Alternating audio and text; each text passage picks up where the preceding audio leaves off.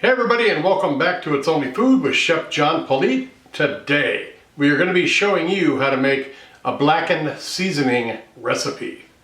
Cue the music.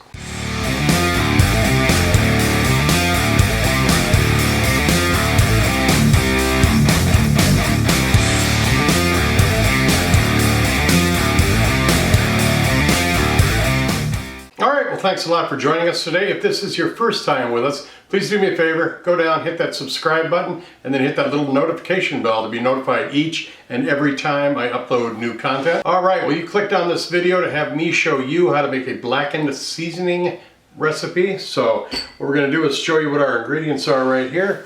We have got 2 tablespoons of smoked paprika, 1 tablespoon of cayenne powder, 1 tablespoon of onion powder, 1 teaspoon of garlic powder, 1 teaspoon of ground black pepper, 1 teaspoon of sea salt, a half a teaspoon of dried basil, a half a teaspoon of dried oregano, and a half a teaspoon of dried thyme. So we're going to go ahead and mix these up and see what it looks like. Alright, we're just going to take our seasonings, put them into our coffee grinder here. I don't have a food mill, so I have a coffee grinder.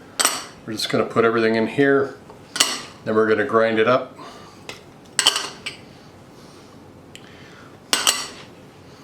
If you don't have a food mill or a coffee grinder or some sort of grinder for this, go ahead and buy the herbs and spices already ground. These are like flakes, so they have to be ground up, but here we go.